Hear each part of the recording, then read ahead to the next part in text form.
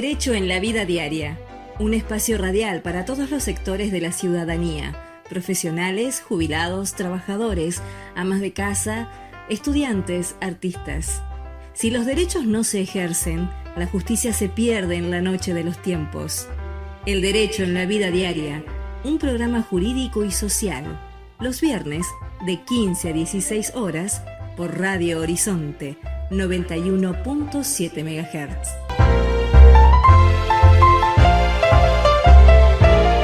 Muy buenas tardes. Sí, otro viernes bienvenidos. Más. No es cualquier viernes. No solamente que es el primer viernes de este mes de abril del 2021, sino que es 2 de abril, cuando comenzó la Guerra de Malvinas. Este 2 de abril, que en esta época, en este 2021, es Viernes Santo. Nosotros vamos a cambiar de tema, nos vamos a ir con los pajaritos, ¿no? Con los... Qué vergüenza, pasó el director de la radio y se había cortado la señal. Con las aves. No estaba emitiendo nada. Vengo a ver qué tal y... Claro, no hay nada, ¿qué pasa? Bueno, pero como el director de la radio sabe, hoy hay, como tenemos la muerte de Jesús, también hay gente que vino a la vida un 2 de abril. O sea que está festejando su cumpleaños. Claro, así es.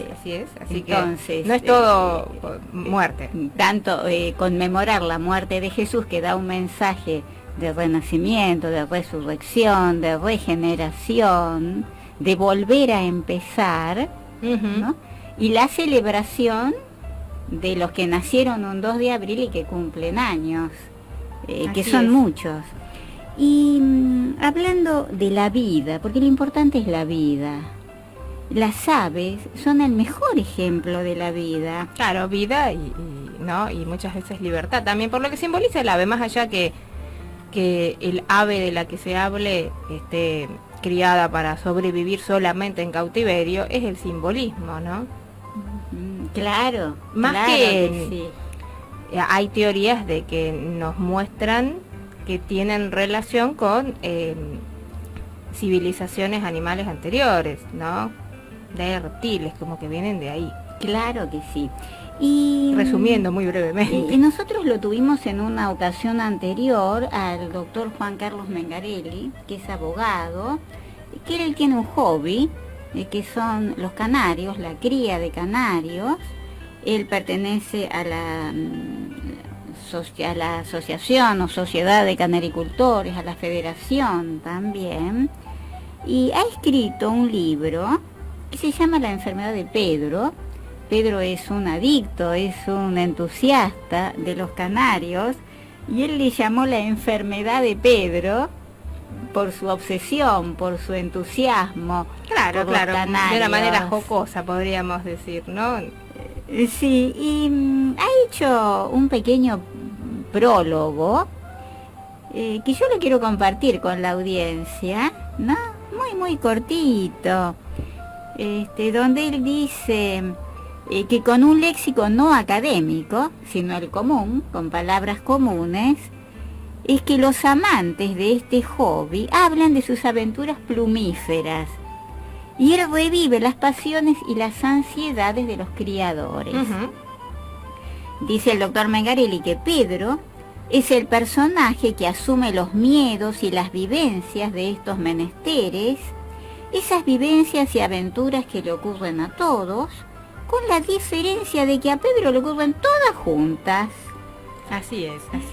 Como Pobre Jesús, todo junto. Claro, pero acá Pedro. La espada en el costado, la corona de espinas, la esponja con vinagre en la boca para calmar su sed. Pero acá Pedro sería. Pedro siempre sueña, como soñamos todos, y él vive entre sus sueños y realidades la pasión de la cría de los canarios. La realidad es un sueño, el sueño de Pedro y el sueño de todos. Y le dedica estos capítulos, esta aventura, ¿a quién? A sus nietos, ¿no? Y los menciona, tiene un montón de nietos. Dice María Milagros, Valentina Belén, Guadalupe Carla, Juan Bautista, Marcos Emanuel y Gina. Y termina su dedicatoria diciéndole: de un abuelo medio loco o loco entero. O loco y medio, ¿no? Pobre.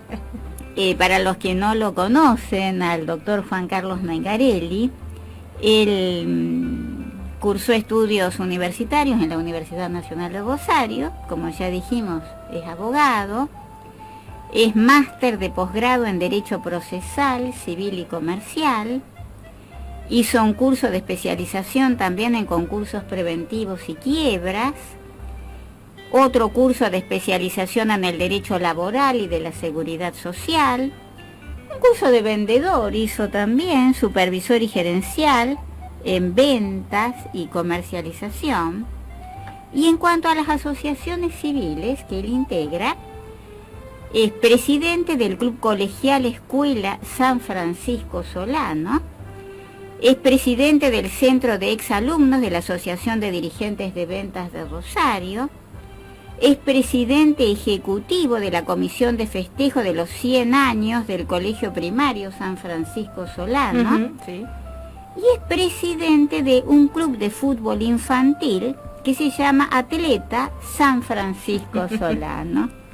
Bueno, y también él es miembro de la Asociación de Canaricultores y de la COM también. Ajá, que es la Confederación. Ajá, así es. Y hoy nos Confederación cuenta... Ornitológica Argentina. Así es, muy bien. Y hoy nos cuenta su pasión por los canarios a través de una ficción. Los canarios, su hobby, es un apéndice de su vida social, profesional, de estudio y de relaciones, en las múltiples facetas que le toca vivir y fundamentalmente en los últimos 20 años. Y actualmente, como vos dijiste, es presidente de la Asociación Amigos Canaricultores de Rosario Sur, sí. Es secretario de la Federación Argentina de Canaricultura, es secretario de la Confederación Ornitológica Argentina y es un criador de canarios. Así es. Compartimos, ¿no? Brevemente, porque no le vamos a, pobre, a leer la historia entera al doctor. Él nos comentaba en una época de que había cedido los derechos, ¿no?, a la Confederación, ¿no?, la Asociación de Canaricultores. Él le había cedido los derechos del libro. Por lo tanto, cada compra del libro, el dinero va allá. ¿Te parece que pasemos al segundo tema musical y después retomamos el programa? De vuelta en el último bloque, los últimos 10 minutitos del derecho en la vida diaria.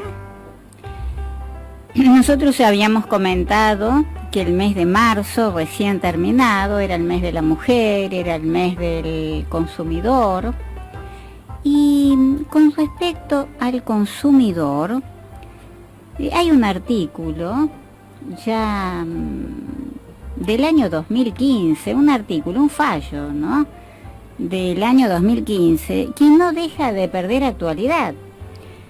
Es un caso en que aparentemente había unas personas que habían ido a comprar a un supermercado, ¿no?, y fueron acusadas de intentar sustraer productos del lugar.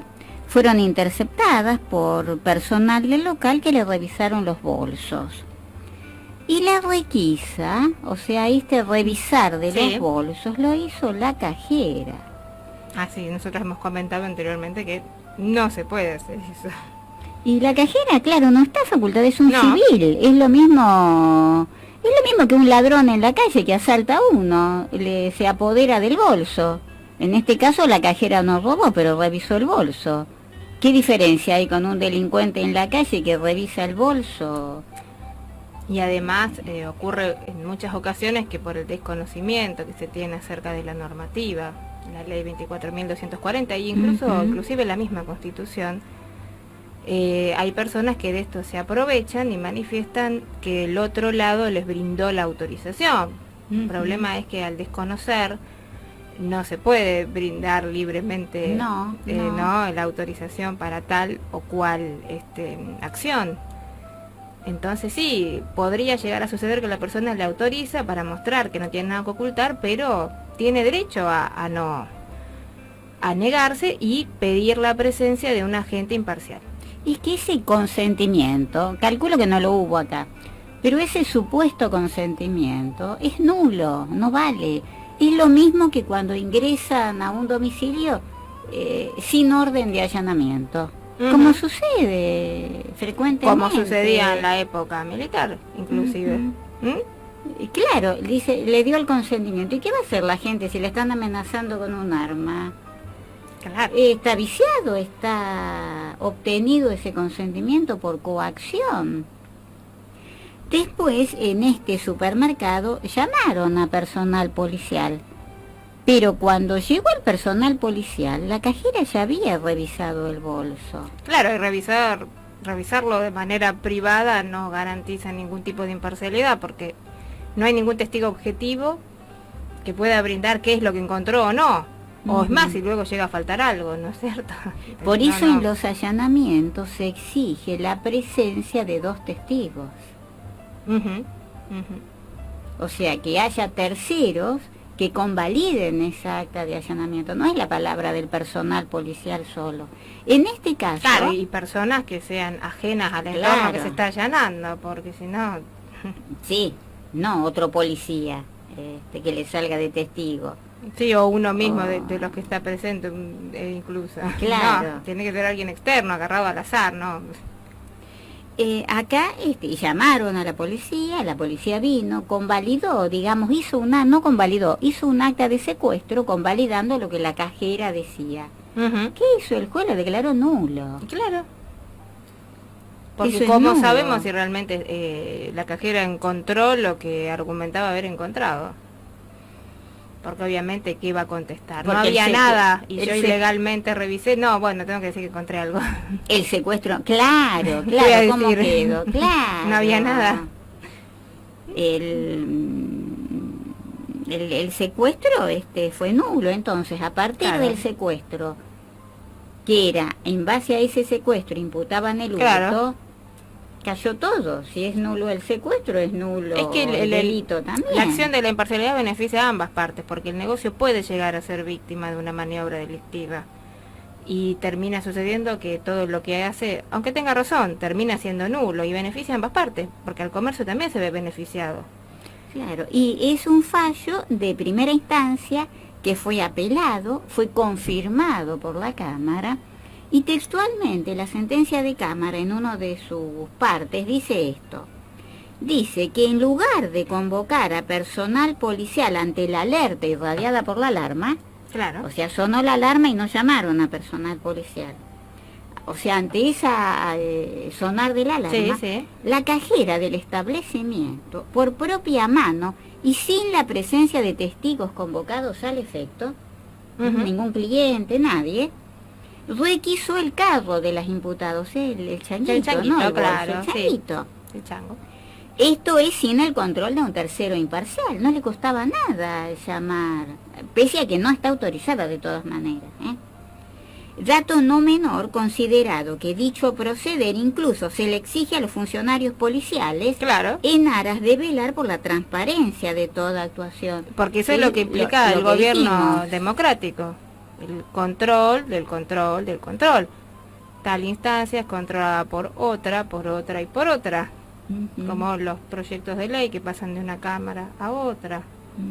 El Tribunal de Alzada incluso dice que la ulterior actuación policial, o sea, el secuestro que labra después el personal policial, que en modo alguno subsana esa deficiencia, pues lo concreto es que materializó una previa actuación sin control de un particular. Hizo un acta de secuestro plasmando lo que hizo un particular, un civil, sin su presencia. Claro. O sea que no tiene ningún asidero. Y dice, y por el contrario, la falta de convocatoria en forma previa al personal policial por parte del supermercado vedó la posibilidad de practicar el procedimiento en debida forma y por eso la nulidad propiciada resulta acertada, dicen los camaristas, al confirmar la sentencia de primera instancia. En este caso fue la Cámara del Crimen de Capital, porque el hecho fue en esa zona, fue en Buenos Aires. El juez de instrucción que declaró la nulidad en primera instancia fue Luis Alberto Schelgel. Y después los camaristas confirmaron esa resolución. Sí. Comentario aparte, nosotros habíamos mencionado que había ocurrido un hecho similar en un supermercado local de nuestra ciudad, ¿no? Un intento de requiso de una persona porque el personal de seguridad la acusaba de que había sustraído algo que no había abonado.